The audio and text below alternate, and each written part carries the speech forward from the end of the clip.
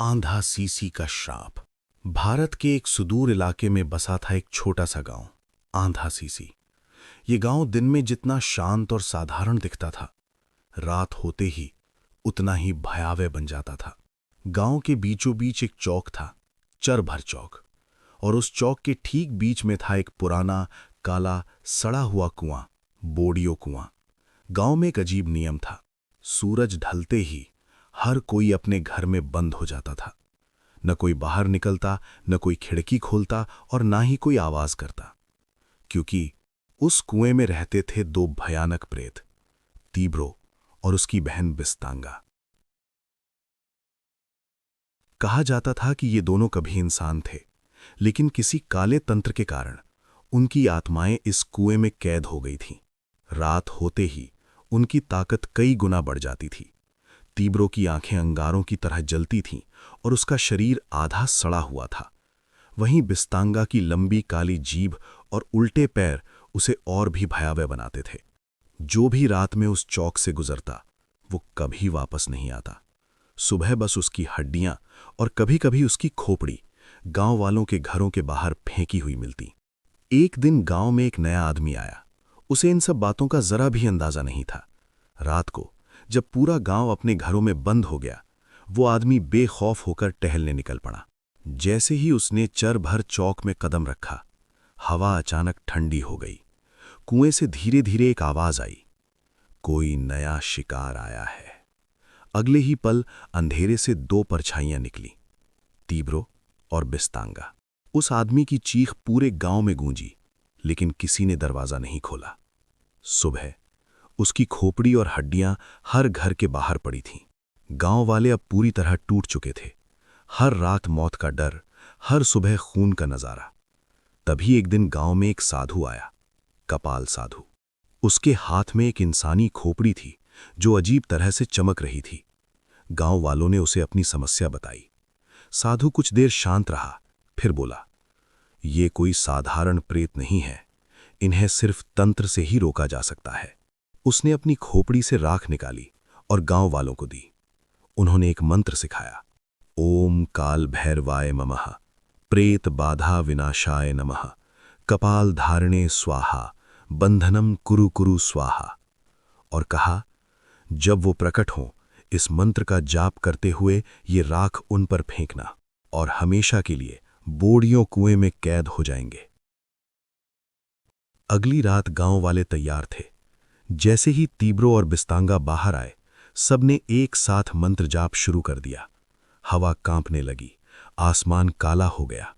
गांव वालों ने राख फेंकी और अचानक दोनों प्रेत तड़पने लगे। नहीं, हमें वापस मत भेजो। लेकिन कुछ ही पल में वो खिंचे गए और वापस बोडियो कुएं में कैद हो गए। उस रात के बाद गांव में फिर कभी कोई नहीं मरा, लेकिन असली डर अभी बाकी था। सब कुछ ठीक चल रहा था, जब तक कि नरक में एक और आत्मा जागी। तीब्रो और बिस्तांगा का छोटा भाई भू भू भरियो। वो उनसे भी ज्यादा शक्तिशाली और ज्यादा क्रूर था। जब उसे पता चला कि उसके भाई बहन को कैद कर दिया गया है, उसकी आंखें खून से भर गईं। अब पूरा गांव मिटेगा। एक अमावस्या की रात आसमान पूरी तरह काला था। अचानक बोडियो कुएं से धुआं निकलने लगा। जमीन कांपने लगी और उस धुएं में से निकला भू भू भरियो। उसका शरीर इंसानों की खाल से बना था और उसकी हंसी किसी नरक की चीख जैसी थी। उसने बिना समय गंवाए कुएं पर हाथ रखा और मंत्र तोड़ दिया। धड़ाम! कुएं से तीब्रो और बिस्तांगा फिर बाहर आ गए। उस रात आंधा सीसी में किसी ने चीख भी नहीं सुनी, क्योंकि कोई जिंदा ही नहीं बचा था। सुबह जब सूरज उगा, पूरा गांव खाली था। सिर्फ चर भर चौक में 3 परछाइयां खड़ी थीं, तीब्रो, बिस्तांगा और भू भू भरियो। और बोडियो कुएं से एक आवाज आई, अब अगला गांव कौन सा होगा? कहानी खत्म नहीं हुई, क्योंकि अगर कभी रात को तुम्हें किसी सूने चौक में कुएं से आवाज आए, तो पीछे मुड़कर मत देखना, क्योंकि शायद वो तुम्हारा नाम ले रहे हों। बंद दरवाजा खुल चुका था। सुबह हुई थी, लेकिन उस दिन सूरज की रोशनी आंधा सीसी तक पहुंची ही नहीं। पूरा गांव खाली था, ना कोई लाश, ना खून, बस सन्नाटा। चरभार चौक के बीच 3 परछाइयां अब भी खड़ी थीं, तीब्रो, बिस्तांगा और भूं भूं भरियो। लेकिन कुछ बदल चुका था। अजीब शांति। उस दिन तीनों ने किसी को नहीं मारा। वो बस खड़े रहे, जैसे किसी चीज का इंतजार कर रहे हों। अचानक बोड़ियो कुएं के अंदर से हल्की हल्की खटखट की आवाज आने लगी। ठक ठक ठक। तीब्रो ने धीरे से सिर घुमाया। ये क्या है? बिस्तांगा की लंबी जीभ जमीन पर घिसकने लगी। कोई अंदर से निकलना चाहता है। भूं भूं भरियो मुस्कुराया नहीं। इस बार उसका चेहरा गंभीर था। जो कैद था वो अब जाग गया। कुएं के अंदर अंधेरा और गहरा हो गया। अचानक एक हाथ बाहर आया, सड़ा हुआ, लेकिन पहले से अलग। उस हाथ में एक टूटी हुई काली माला थी। तीनों प्रेत एक कदम पीछे हटे। पहली बार वो डरे हुए थे। सच्चाई जो छुपाई गई थी।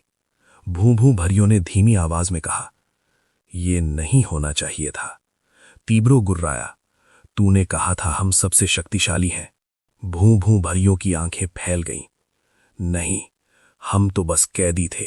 अचानक कुएं से पूरा शरीर बाहर निकला।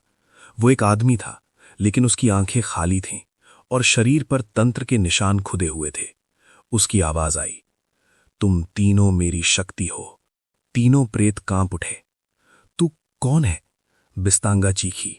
वो धीरे धीरे मुस्कुराया, जिसने तुम्हें बनाया। अचानक तीनों को याद आया, वही साधु जिसने गांव वालों को मंत्र दिया था, वही राख, वही खोपड़ी। सब कुछ जाल था, धोखा। उसने ही उन्हें कैद किया और अब वो उन्हें और शक्तिशाली बनाने के लिए और आत्माओं का इंतजार कर रहा था। पूरा गांव एक बलि था।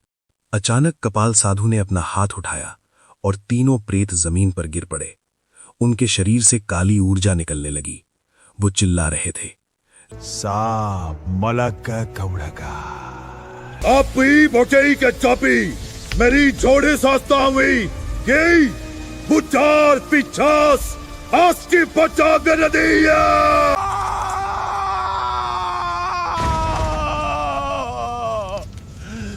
भूं भूं भरियो अचानक हंसने लगा। धीरे धीरे उसका शरीर फटने लगा और उसके अंदर से कुछ और निकलने लगा। कुछ जो इंसान नहीं था, प्रेत नहीं था, बल्कि कुछ बहुत पुराना। उसकी आवाज आई, तुमने सोचा मैं तुम्हारा भाई हूं। कपाल साधु पीछे हट गया। पहली बार उसके चेहरे पर डर था। अचानक पूरा चौक फट गया। बोड़ियो कुआं अब एक गड्ढा नहीं रहा, वो एक खुला हुआ मुंह बन गया था। उसके अंदर हजारों आंखें चमक रही थीं और उनमें से हर एक बाहर आना चाहती थी, जो डर को छोड़ने वाली थी। उस दिन आंधा सीसी में सिर्फ एक चीज बची, आवाज, जो आज भी कभी कभी सुनाई देती है। दरवाजा खुल चुका है, और अगर तुम्हें कभी जमीन के नीचे से खटखट सुनाई दे तो जवाब मत देना, क्योंकि इस बार कोई बाहर नहीं आना चाहता, कोई तुम्हें अंदर बुला रहा है।